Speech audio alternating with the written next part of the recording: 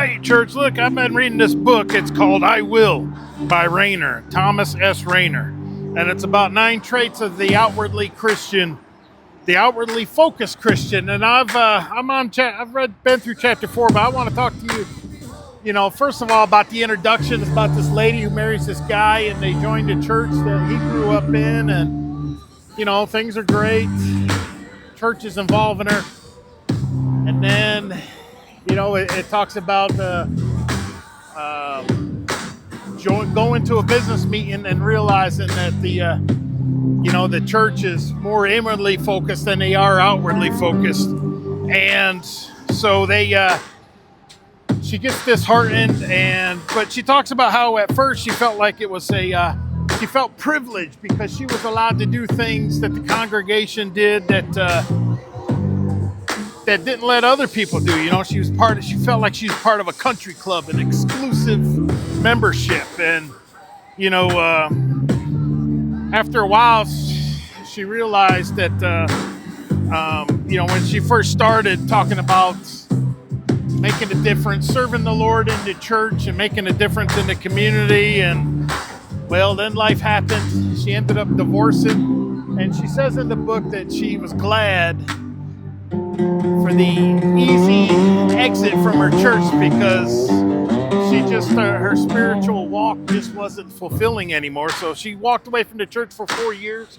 But she talks about the point in her life where when she's looking back, realized it was a business meeting where, the pastor wanted to change the hours of the service for the better of the visitors with children. And it talks about the reaction of the club members of that church, the church members, how they found it crazy.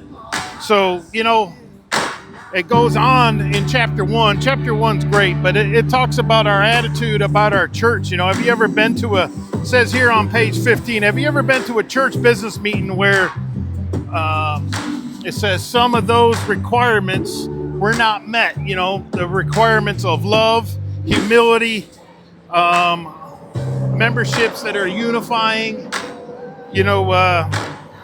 Have you been to a church meeting where some of those requirements ain't met? Maybe you've been to a church meeting where none of those requirements are met, right?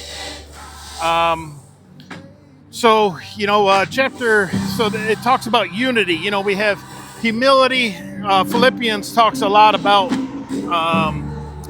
having unity, being humble, love for one another. And, I've realized you could go to a business meeting of any church to really see what the church is like. When people are talking about money, they don't mess around.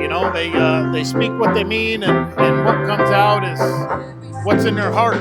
So, I've been to a couple of churches where, business meetings just didn't show the love. People were rude to each other.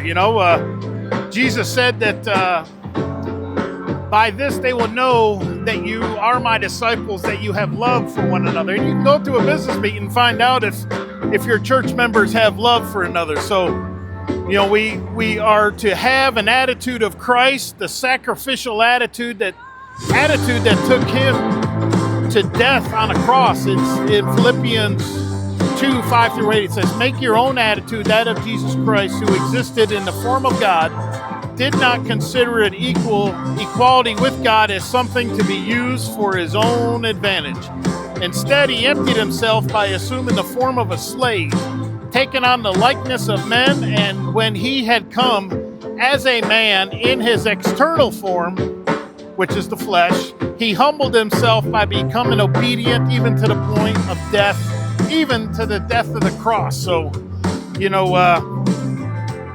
this is how people will know if a new member, a prospective member, somebody's seeking a church. If you're looking for a church that's serving the Lord, go to their business meeting and see how they treat each other to see if they really do have love for another, or are they rude, yelling, angry,